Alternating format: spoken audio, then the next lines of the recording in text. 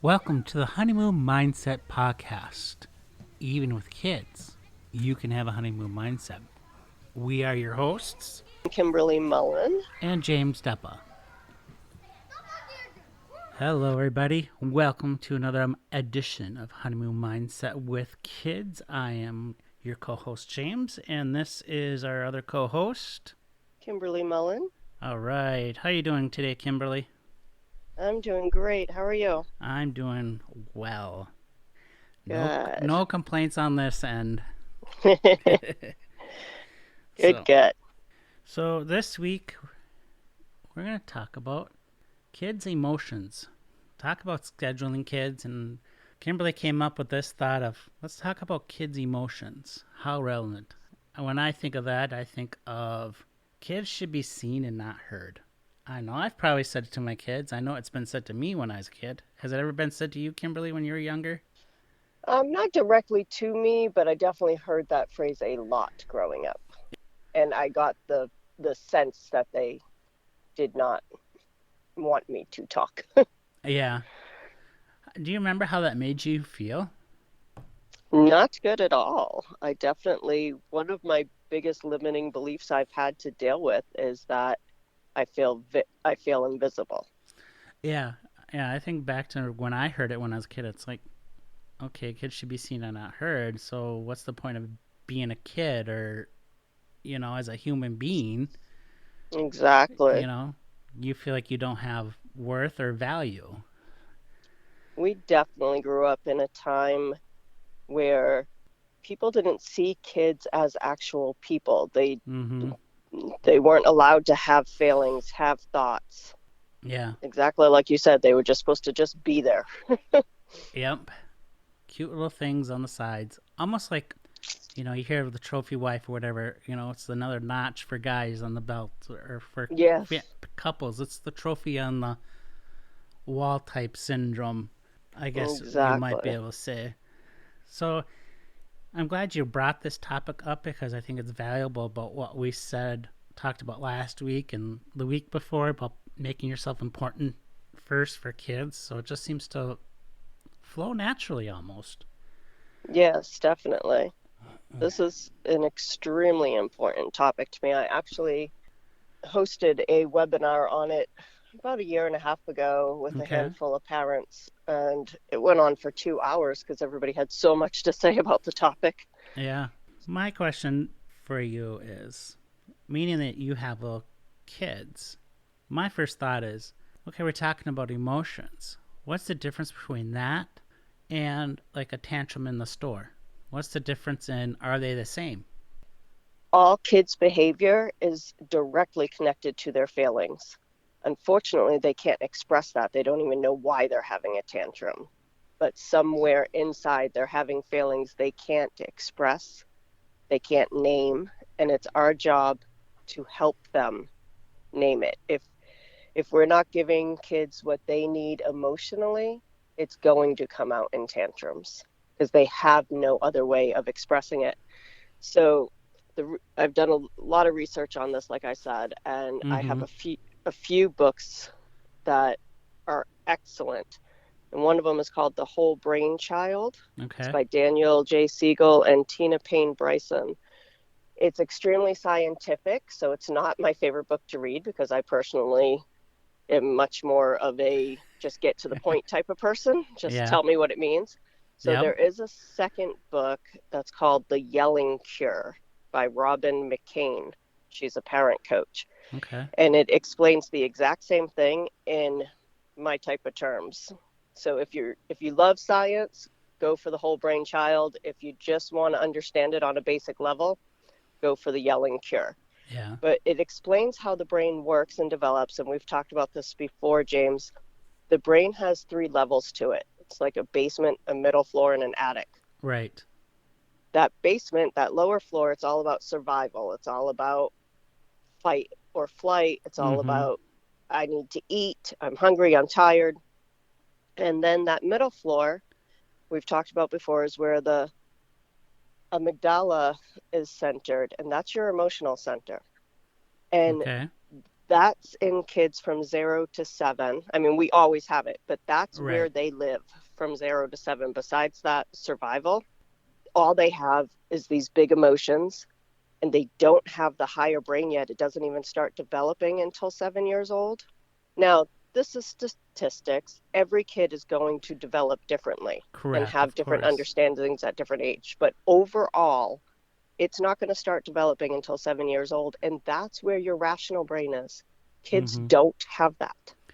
They Well, can't rationalize why they're having a tantrum. It's not for you to take personally. Like the right. biggest thing I can tell a parent is never take your kids' feelings, behavior personally. Mm-hmm. Their emotions are not about you. Right. And unfortunately, we weren't brought up this way, so we don't understand it. And we have big egos. Oh, And our yes. ego is like, this little kid is not going to tell me what to do. And this little kid is not going to yell at me. This little kid is not going to embarrass me in the store. Uh-huh. And we weren't taught to take the time to listen. You've said it so many times. You have to listen to your kids. Oh, yes, we have. So, It's huge. so you bring up another question, like we said 3 weeks ago now in the podcast of putting yourself first. With what you just said, this kid's not going to control me. This kid's not. How's that different? Where's the difference between that and listening to your kid's emotion? This kid's not going to control me with his temper tantrum versus I'm going to put myself first. How's that different in that context? First of all, you have to do the inner healing work because most of us were not raised to understand emotions, to recognize emotions, to know why we have anger or why, I mean, I know many grown adults that cannot control their own emotions, Mm-hmm. yet they expect a kid to sit down and be quiet. Right. So the very first thing we have to do, and I would love for people to do this before they have children if possible, because it's so much harder to do it once you're in the throes of it all. We have to do the inner work to go back and heal these limiting beliefs we got and from, not being raised with parents that are in touch with our emotions or with their own emotions or help us get in touch with ours. Oh, yes. And that So, goes back to the very first episode, Honeymoon Mindset with Kids, is you mm-hmm. and your partner need to set the groundwork before you have kids. So you have an understanding of what you guys are going to do and how you're going to do it. So Yeah, you when you have to be the sorry. when you get those kids, then you have a understanding, then it's easier, a little easier once they come along. Yeah, you have to have done the work yourself. Mm-hmm. And so you can be the example to the child of how to deal with the emotions. It's not easy. When your kid's having a tantrum, it triggers you. Oh, yeah. It makes you want to lose your mind because listening to a kid scream is not fun. Oh, yeah. I remember those And days. yeah, and I can't say that I've been perfect with this, but I will tell you that when I can control my own triggers, after I've done so much healing work in the last couple of years, when I can just sit with my kid when they're having a tantrum and just hold space for them and literally inside my head just sit there going, okay, love, trust, like Mm-hmm. say all these wonderful heart-centered words in my head while I just sit there and let the kids scream it out, they get through it so much quicker. Because the second I start battling them and telling them they're not going to act this way and they're not going to treat me like this, then their ego gets involved and then it's a control issue. Right. And I don't really need the control. What I need is a emotionally healthy kid. And to help them do that, I need to be quiet and just sit there and hold space for them and just let them know I love you no matter what. They get through it so much quicker. And then, within minutes, they're sitting on my lap, hugging me, telling me they love me. And they'll say, I don't know why I'm acting this way. Right. Right. You know, so it's our job to explain to them what emotions are and feelings. Have an emotion chart because there are so many emotions. Like Oh, yeah. there's 6 to 8 basic emotions, Mm-hmm. but beyond that, like I can't even research how many emotions they are. Some sites say there's 27, some say there's Right. Yeah. 40 plus. One site says there's 34,000 emotions. Like, Yeah. When I went through my NLP, there's six, or like you said, 68 basic emotions, and everything else is mm-hmm. based off or combined Exactly. Like, why are you angry? Is it because you're frustrated? You might be sad and that's making you angry. Right. And the other thing, There's, yes, and the other thing, like you're saying, I guess it would be safe to say is when you get into that mode where this kid's not going to control me with his tantrum, you've already mm-hmm, lost it, and the kid has already won. That's not putting yourself first, exactly. So it's safe to say that you're not really listening to the emotion. Exactly. Exactly. Making it worse is never going to be good for yourself either. Yeah. I can definitely attest to that. I have been on both sides of it where I'm just like, oh my God, just stop. Yep. And I wish I knew this stuff when my oldest was a toddler. Because Yeah. when she was a toddler and then the next one was born, she did have high emotions. I mean, she's always had high emotions. She's a very in touch person, but she couldn't explain them. And had an infant and I was just like, oh my God, stop. And then I Yeah. started doing this research and when I learned how the brain worked, I was like, oh my gosh, every parent needs to know this because I had no idea she couldn't stop. You can't just tell a toddler to stop and expect them Right. to. They absolutely can't. And when Right. you think about it, if you can think of a time as an adult where you were super emotional, whether it was, you were super angry or you were extremely sad, when you get into those emotions yourself, you go back to that middle brain. You go back to Right. your emotional Right. center. And especially when you're angry, that higher brain literally shuts off. You cannot access it. You can't be rational in that moment. Right. And that's So, how where, do we expect kids to? yeah. Yep. And that's the other thing I know with probably what you've learned with your NLP training as well Mm-hmm. as me is that, and you said it a little bit earlier in the show, is from 0 to 7, kids are in that fight or flight mode because they're learning to survive. They do so Yeah. much growing and learning in their bodies. Just think of how much they grow. They usually go from 7, 8, 9 pounds all the way up to Mm-hmm. 30, 40, 50 pounds, depending on the child, Right. and how much cognitive growth that they've done during that time. That's they're just looking at that as at the Heisloff hierarchy, where the basic Yeah. needs is, like you said, food, sleep. The basic needs is the security that they're looking for. And they can't learn Exactly. past that emotion until like age 7, where they start to learn between what's right and wrong. Absolutely. That's their imprinting years, and what happens in those years stays with them forever. hmm And I would say, And even for adults, when we get frustrated, angry, and emotional, I would say sometimes we skip past that emotional level and go back down to the basement where is mm-hmm. the fear and flight. The Absolutely. amygdala is firing at all modes, and we can't be emotional because we're just trying to get that basic of what's our security. Yes, So, definitely. how do we listen to kids' emotions? How do we put value on them and figure out if it's a true emotion or being triggered by something else? So my kids are a little bit older now.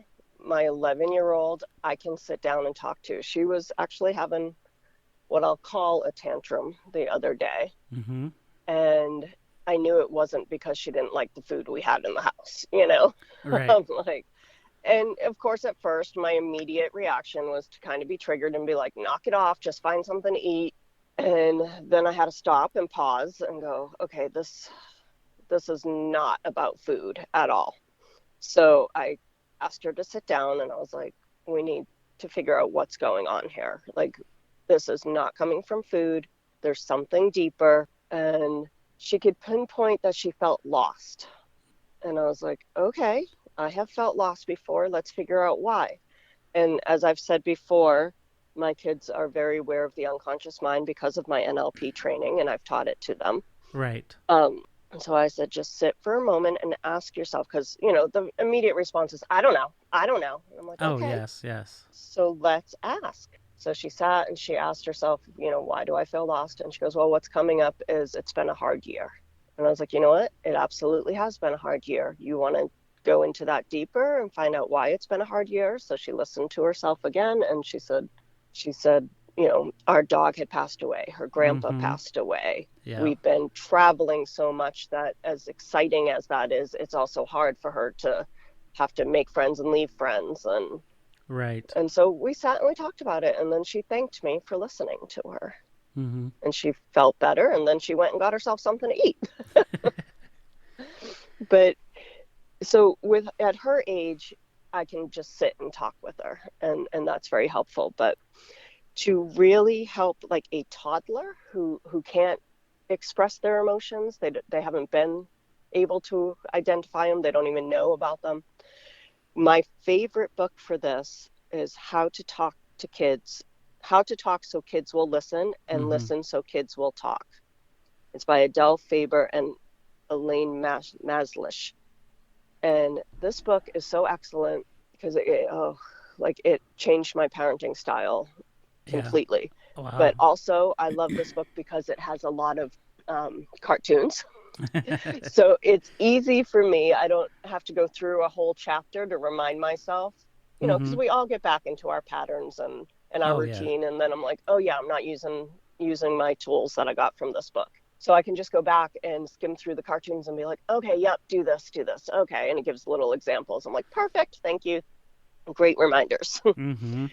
But it has a whole chapter specifically about helping accept children's emotions, helping yourself accept them, and helping the child accept them so that we're not reacting to them.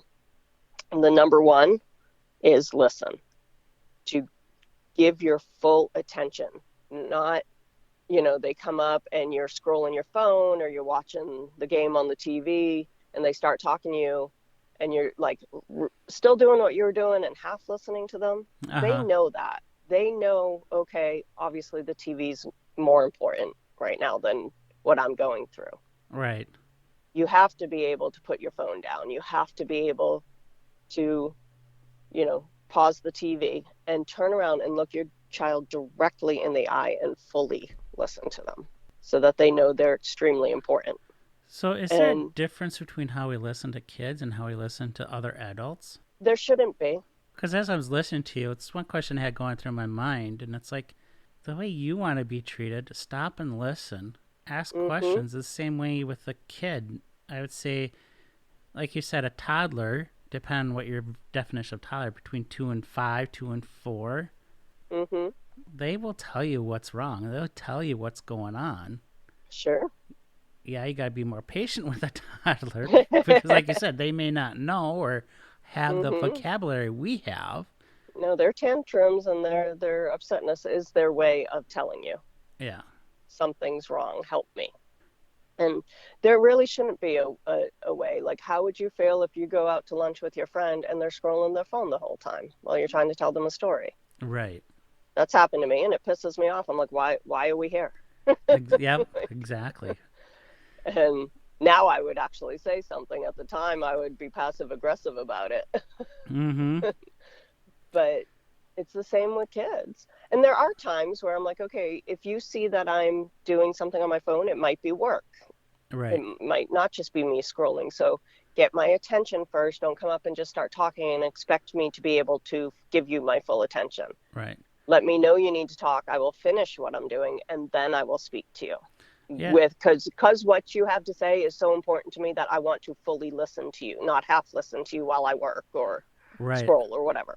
Yeah, that's a very good tip because when your child come to you and they want your attention and you're in the middle of something Mm-hmm. important, not the football game or that song or whatever, stop, Exactly. acknowledge them, and give Yes, them a time frame, and go find them and follow through. That's the main thing I would stress more than anything is you have to follow through on that time frame because that absolutely. helps builds that security and trust in that Mm-hmm. relationship.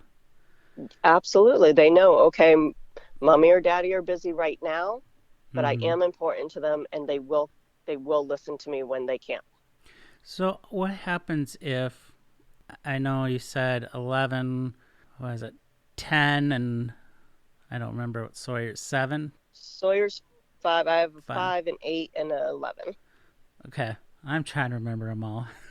No worries. I know. Don't ask me your kids' ages. Well, there's 7 versus 3 to remember there. I That's still true. get my 7 all mixed up. I bet. Beth's like, no, James. No. I try. How, when one of your kids comes up or you see them struggling and you want to address what's going on and they just don't know, how Hmm. can a parent help that child to reach those emotions of what really is going on to help find the core root? You do have to help them name the failing. Listen to them and figure out, for the really little ones, be like, okay, I can see you're frustrated like right now.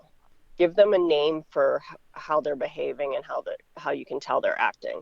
Or, yeah, that's a really sad situation. I would feel sad about that if that happened to me, or embarrassed, or whatever it is.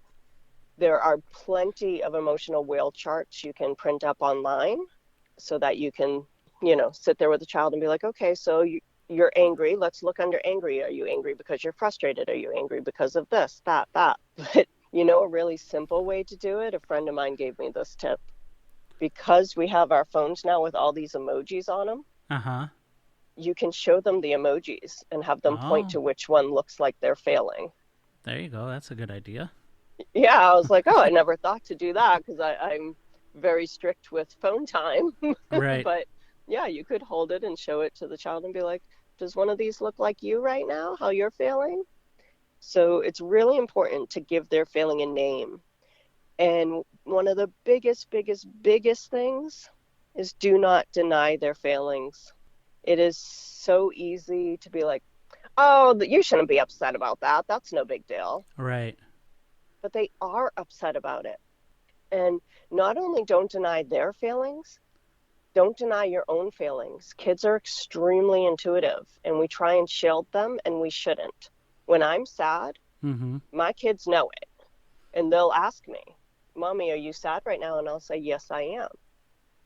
Because if I say no and I try and put on a smile, they know it's not true, Mm-hmm. but it confuses them. So not only do parents a lot of times pretend they're not feeling the way they're feeling in the name of protecting their child, Right. or they deny the child's feelings by telling them, oh, that's not something to get angry about. That's not something to be upset about.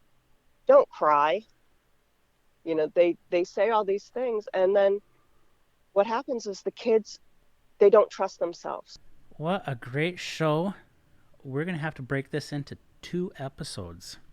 Look down in the description. There'll be a lot of links, a lot of additional information.